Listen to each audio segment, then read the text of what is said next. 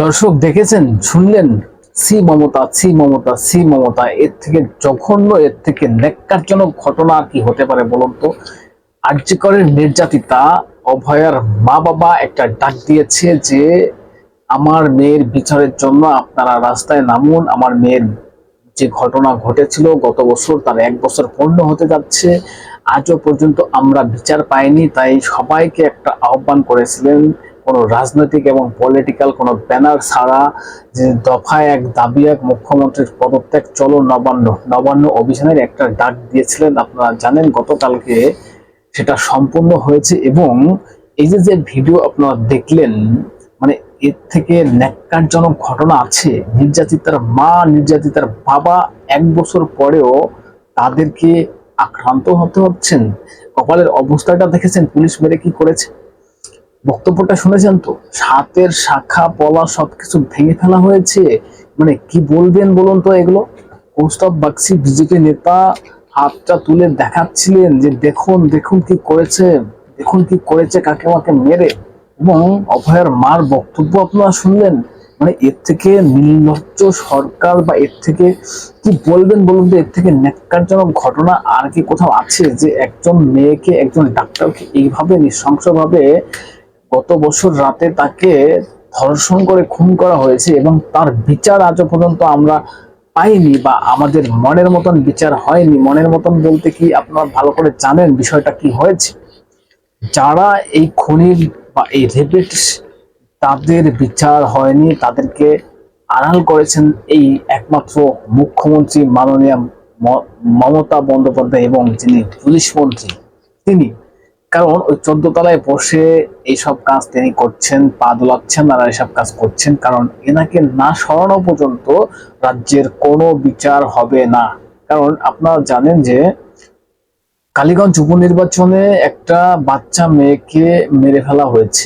উপনির্বাচনের result বেরোনোর পরে তামান্না, একটা বাচ্চা মেয়ে, তার মা আজকে অভয়ার মার সঙ্গে, মা বাবার সঙ্গে এই নবান্ন অভিযানে সামিল হয়েছে। আমি সেটাও আপনাদের দেখাবো, নজর রাখবেন হাবড়া টিভিতে। প্রিয় দর্শক, আমি নয়ন রায়, আপনারা দেখছেন হাবড়া টিভি। দর্শক, কারো 5টা সুযোগ নেই, 5 অথেন্টিক বাস্তব রিয়েল কথাটা বলছি, যেটা সত্য সেটাকে স্বীকার করতে হবে। অন্যায়ের বিরুদ্ধে প্রতিবাদ করতে হবে। অন্যায়ের বিরুদ্ধে আমাদের প্রতিবাদ চলছে, চলবে। তবে আপনাদের বলবো চ্যানেলটা সাবস্ক্রাইব করে 5টা কোন সঙ্গে থাকুন।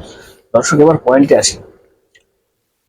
কি বলবেন বলুন তো, এই যে যে ঘটনাগুলো দেখছেন, 1 বছর হয়ে গেল অভয়ার, যারা খুনি, যারা খুন করেছে, যারা যারা ধর্ষণ করেছে, তাদের আজও পর্যন্ত গ্রেপ্তার করা হয়নি। এটা আমরা বাংলার মানুষ, অর্থাৎ পৃথিবীর মানুষ সবাই জানি যে আসল দোষীকে মমতা ব্যানার্জি মানে লুকিয়েছেন। এখানে পরিষ্কার, এক সঞ্জয় রায় সিভিক পুলিশ, সে এরকম ঘটনা একা কখনোই ঘটাতে পারে না। এটা আমরা কখনো বিশ্বাস করি না যে সঞ্জয় একা এই ঘটনা ঘটিয়েছে। আরজি করের মতন একটা জায়গা থেকে একজন ডাক্তারকে এইভাবে ধর্ষণ করে খুন করা হবে, তার বিচার হবে না। মানে এমন একটা রাজ্য বা এমন একজন মুখ্যমন্ত্রী আমরা পেয়েছি, তার নেতৃত্বে আজকে এইসব চলছে।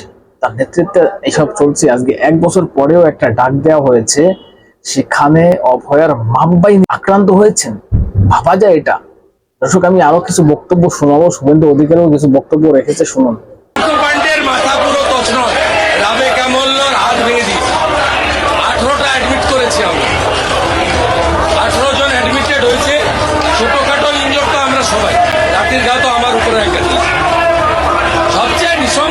মায়ের উপর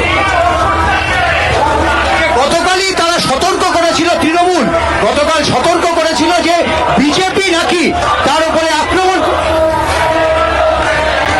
মমতার পুলিশ, মমতার পুলিশ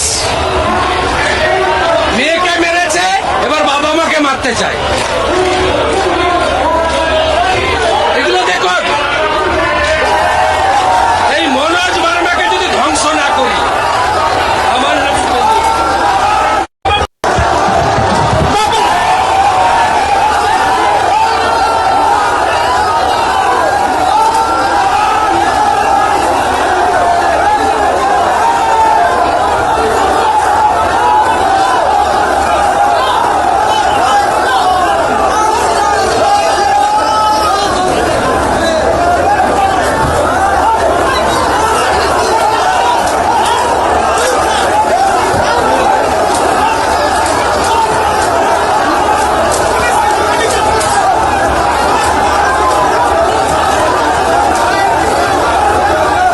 দর্শক শুনলেন শুভেন্দুর বক্তব্য যে মমতা ধ্বংস হবেই, মমতা ধ্বংস হবেই। এখানে পরিষ্কার বললেন যে মমতা ধ্বংস হবেই, কারণ যে ন্যাক্কারজনক ঘটনা ঘটিয়েছেন আজকের দিনে দাঁড়িয়ে, অন্তত এটা আমরা আশা করিনি যে একজন নির্যাতিতার মা বাবা তারা ডাক দিয়েছে চলো নবান্ন, একটা শান্তিপূর্ণভাবে মিছিল মিটিং এর ডাক দেওয়া হয়েছিল, অভিযানের ডাক দেওয়া হয়েছিল, আজকে সেখানে তাদের উপরে এইভাবে অত্যাচার, তার হাতের শাখা পলা ভাঙা হয়েছে, তাকে যেভাবে মারা হয়েছে, মানে কপালটা দেখলে তো বুঝতে পেরেছেন যে কি করেছে। মেরে হসপিটালে তারা ভর্তি, এবং অভয়ের মা বাবা মাকে মারছে, অভয়ের বাবা যখন বাঁচাতে গিয়েছে তাকেও মারা হয়েছে।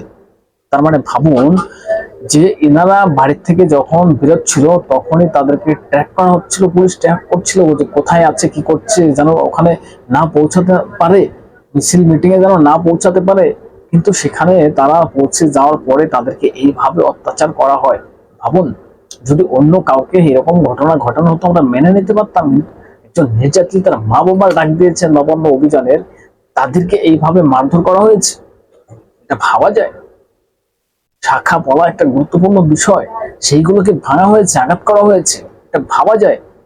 তবে শুভেন্দুর যে ভূমিকা পালন করেছেন গতকালকে, শুভেন্দুকে কর্নিশ এবং যারা পথে নেমেছেন তাদেরকে কর্নিশ জানাই। আজকে 1 বছর পরেও অভয়ার বিচারের জন্য আপনারা রাস্তায় নেমেছেন।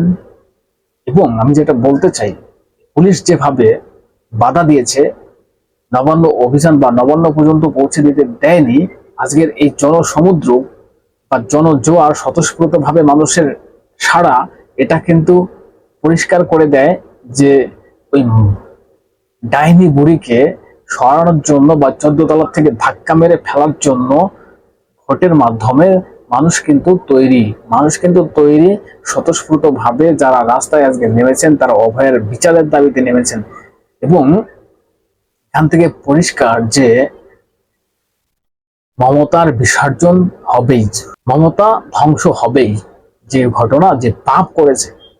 দর্শক কি বলবেন এসব নিয়ে? আপনাদের গুরুত্বপূর্ণ মতামত আপনারা জানাবেন কমেন্টস করে, এবং নজর রাখবেন হাবরাইট চ্যানেলটা সাবস্ক্রাইব করে পাশে থাকবেন, সঙ্গে থাকবেন।